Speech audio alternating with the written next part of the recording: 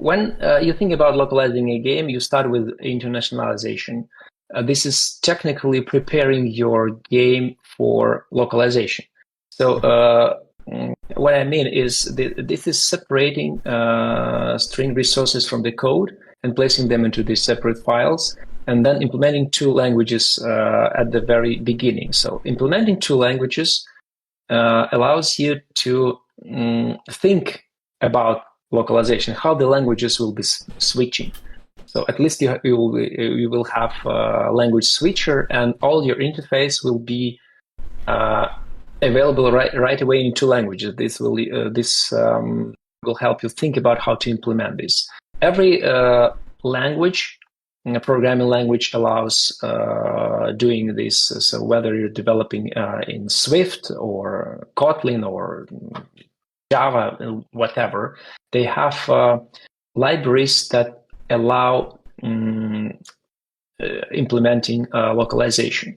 And that's not only string resources, but also it's about currencies, displaying euro signs or dollar signs or other signs, whether this sign goes before or after the number. Also, this number formatting with this, whether it's comma or whether it's dot, nobody knows, which it depends on the language. And also, you will be thinking about implementing different fonts. Especially, this is very important for games because your English super fancy pixel font will not be available in Japan because nobody cared about adding the glyphs, all those 10,000 probably glyphs to the font to display all the hieroglyphs. So that might be a problem. Also, there is a thing like right to left layout in Hebrew or in Arabic languages. So the game must be capable of doing this, and those are technical, but this is like technical meet cultural things that developers they don't think about this. And also the texts. There is there are lots of tricky things in localizing texts. When what I'm telling about is using variables in the text. So splitting text into two parts and then concatenating them on the fly will not work. So using placeholders is the way. The order of the words in different languages is absolutely different. So in English, it's one way. In Japanese, it's different way. So placing some word in the first place in English will not work with Japanese, which will be placing some word to the end of the sentence. So using variables is a must. Moving further, cultural things, the images.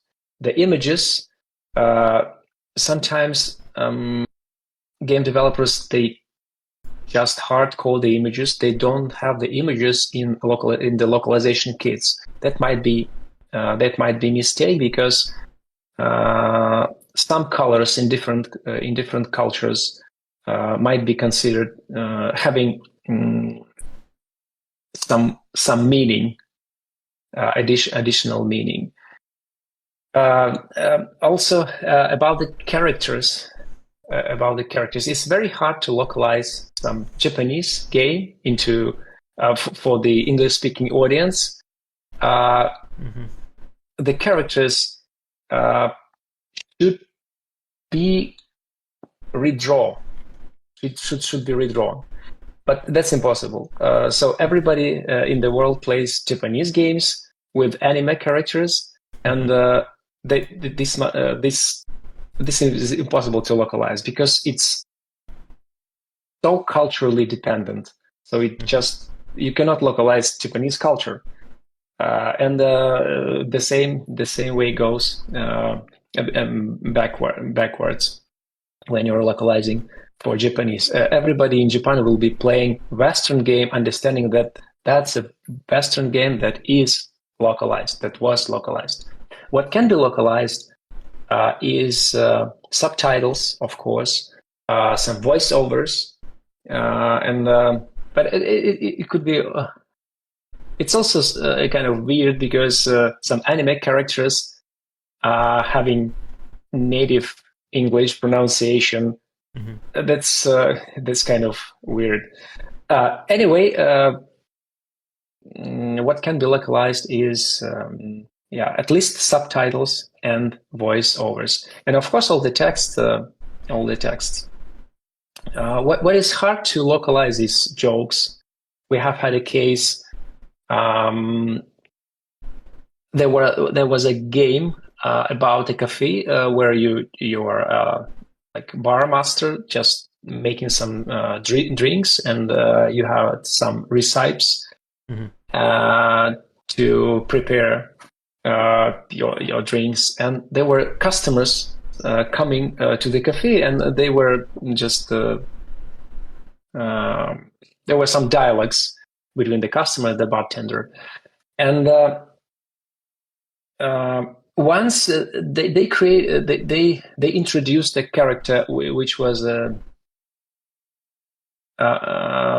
who were joking about the Queen of England, and that was might be appropriate for European customers and for the US customers, but not for UK customers. So our QA in UK, they just flagged this the joke, any joke, that was just inappropriate for the UK audience. But maybe in the United States, the jokes about Trump or George Bush or any this kind of thing, they might be appropriate, but not about the Queen in England. So that was the case about localizing culture. Also, it's not all about culture, but the payment methods. So how people pay. It's also very important because if this payment system that allows you to pay for the in-game items, that's very important. If someone in Europe sees the prices in US dollars, that's inappropriate. So this is one more thing to think about when localizing the game.